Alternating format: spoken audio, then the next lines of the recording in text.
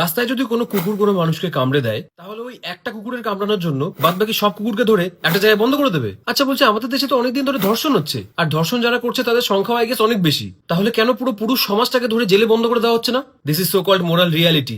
Supreme court 2 মাসের মধ্যে 5,000 স্ট্রে dog ধরার টার্গেট দিয়েছে, আর বলেছে অথরিটিকে শেল্টার হোম বানাতে, আর যে কুকুরগুলোকে ধরে আনা হবে তাদের যেন একদমই না ছাড়তে।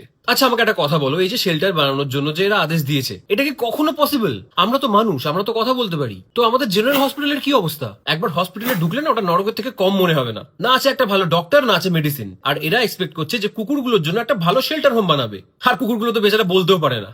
তো এন্ড অফ দ্য ডে ওদের সাথে কি হবে? ওরা পড়ে পড়ে ওখানেই মারা যাবে। তো এই যে 5,000 10,000 যে নাম্বারটা আমরা শুনতে পাচ্ছি, তারা জাস্ট ওখানে পড়ে পড়ে মরে যাবে। যেই দেশে মানুষদেরই কাদার করা হয় না, সেই দেশে বেজুবানদের কাদার করবে এরা। যেই এরিয়াতে তোমরা খবর পাচ্ছ যে কুকুর কামড়েছে, সেই এরিয়ায় গিয়ে সেই কুকুরটাকে তুলে নিয়ে যাও। যারা নিজের জন্য কথা অব্দি বলতে পারে না, তাদের সঙ্গে এরকম অন্যায়টা তো করা উচিত না। এরা যেই ডগ শেল্টারের কথা বলছে, বেসিক্যালি সেটা পাউন্ড। এবার হিসেব করো 3 লাখ কুকুর, আর সেই 3 লাখ কুকুরের জন্য 3,000টা পাউন্ড বানাতে হবে। এক একটা পাউন্ড বানাতে খরচা হবে প্রায় কোটির কাছাকাছি। 1 থেকে 1.5 লাখ মানুষ সেখানে অ্যাপয়েন্ট করতে হবে দেখাশোনার জন্য।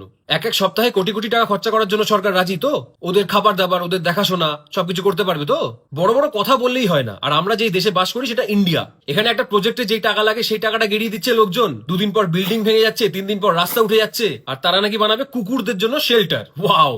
প্রত্যেকবার এরকম কিছু না ইনসাফি হলে আমরা সবাই মিলে আওয়াজ তুলি। তো আমি তোমাদেরকে বলবো, এই বিষয়টা নিয়ে তোমরা যত পারো তত বেশি ভিডিও বানাও, আর এই ভিডিওটাকেও শেয়ার করো, আর যাদের ভিডিও দেখবে তাদের ভিডিওটাকেও শেয়ার করো। মানুষের থেকে কুকুর অনেক ভালো, অ্যাটলিস্ট তারা লয়াল তো হয়। তো সেই লয়ালটি একটু আমরা তাদের উপর দেখাই। ওরা নিজেদের জন্য কখনো আওয়াজ ওঠাতে পারে না, তাই জন্য অত্যাচারটা সব থেকে বেশি ওদের সাথেই হয়। এই জিনিসটা একদমই হতে দেওয়া যাবে না। তো আমরা সবাই একসাথে হয়ে এই জিনিসটার বিরুদ্ধে আওয়াজ ওঠাই, যাতে এই জিনিসটা একদমই না হতে পারে।